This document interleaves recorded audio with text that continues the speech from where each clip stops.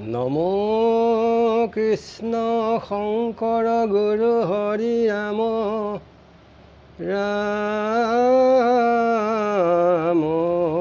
হৰি ৰাম হৰি ৰাম। নাৰদৰ উপৰিজন্ম কথা দ্বিতীয় খণ্ড। ৰাম তেজিয়া নিন্দিত দাসী পুত্ৰক লেবৰ পাইবি মোৰ পাৰিষদি তনু শ্ৰেষ্ঠতৰ হৈবে নাৰদ নাম দিব্যৰু পধৰ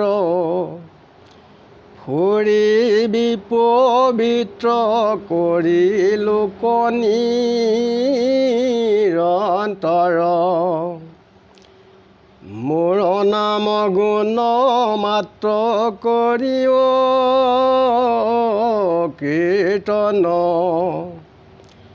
পাইবি আউৰ জনমত সদাদৰিখন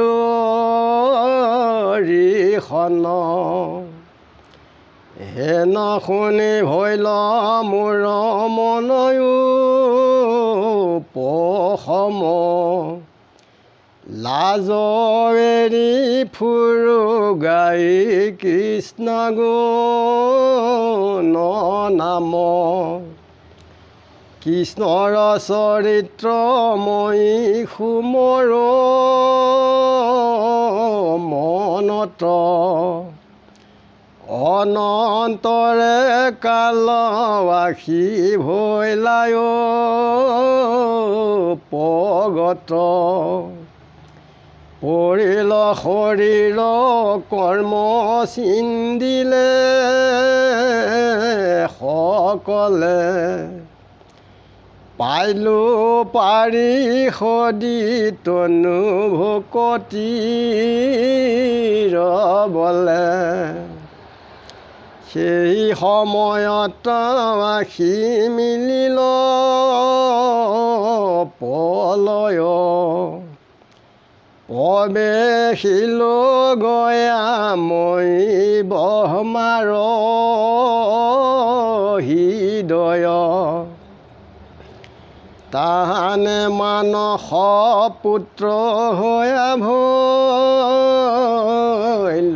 জাত দেখা ভকতিৰ কিনো মহিমা সাক্ষাৎ ভকতিৰ প্ৰভাৱ কহন্তে অদ্ভুত ভৈলৈ অৱতাৰ মই হৈয়া দাসী সূত মহাহৰে প্ৰসাদে তৰিলো ঘোৰ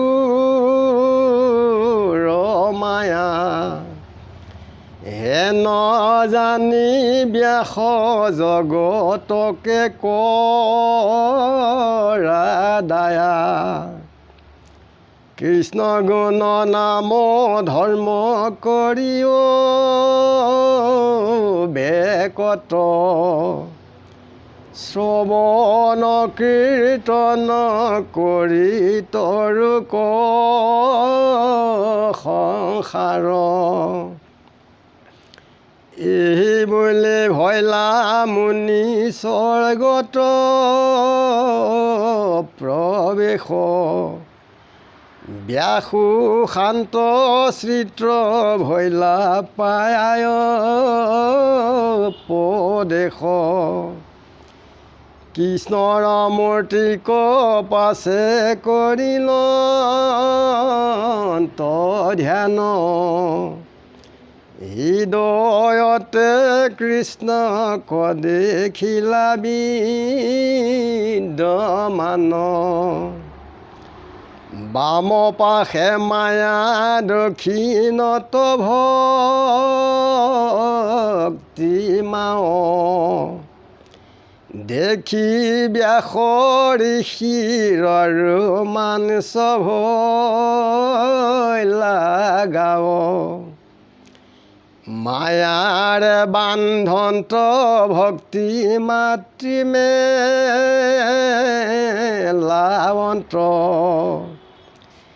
দৈহানু মধ্যস্ত্ৰ ভাৱে বাচা ভগৱন্ত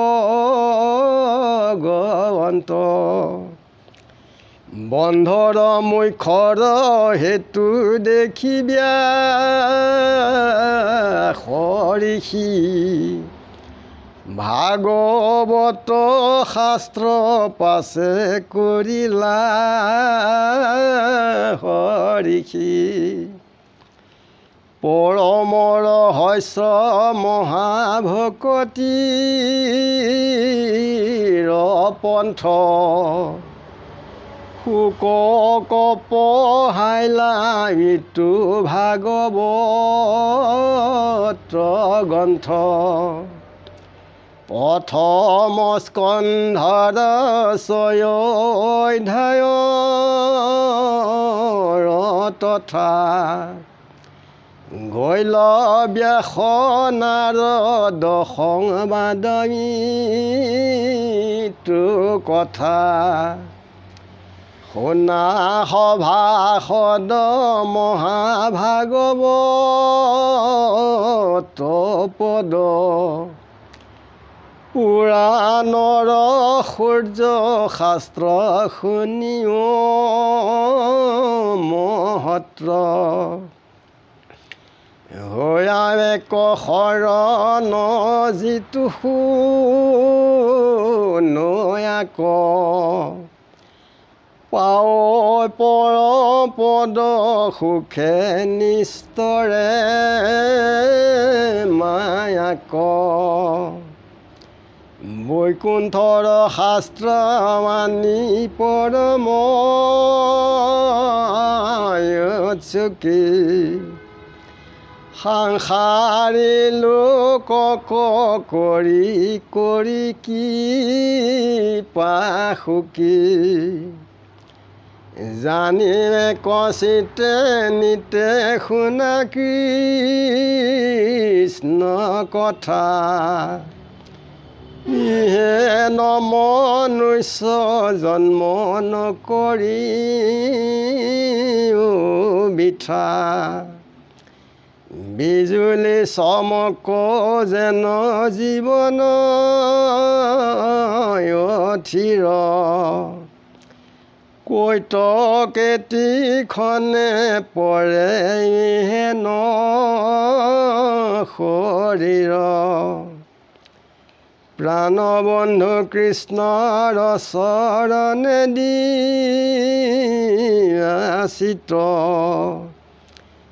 কৃষ্ণ গুণ নাম বিষে পৰলোক বিত্ৰ জানি হৰি ভকতিতে জীও আলাস আউৰ কি মনুষ্য হৈবা মেৰামি আস সত্ৰৰে গলত বান্ধা মাধৱৰ নাম কৃষ্ণৰ কি কৰে কহে বোলা ৰাম হৰি ৰাম কৃষ্ণ শংকৰ গুৰু হৰি ৰাম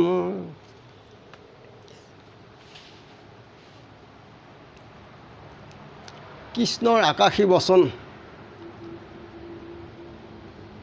যে কান্দি থকা বালকজনে যেতিয়া শুনিছিলে যে তুমি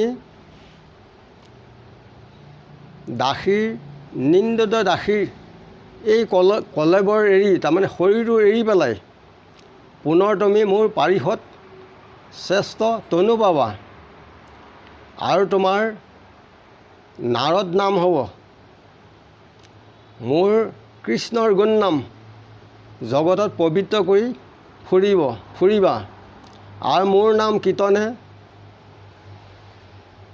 কীৰ্তন কৰিলে তুমি আৰু জন্মত সদায় মোক তুমি দৰ্শন হ'বলৈ পাবা। এই কথা শুনি আকাশীবাণী শুনি বালকৰ মনত মন শান্তি হৈছিলে আৰু নাৰদে লাজ কাজ এৰি কৃষ্ণৰ গুণ নাম পবিত্ৰ মনে সদায় গাই ফুৰে আৰু স্মৰণ কৰে।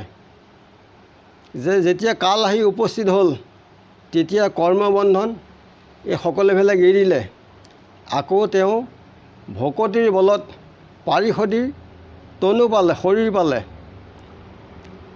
তাৰ পাছত যেতিয়া প্ৰলয় আহিল তেতিয়া ব্ৰহ্মাৰ হৃদয়ত প্ৰৱেশ কৰিলে, ব্ৰহ্মাৰ মানস পুত্ৰ হ'ল।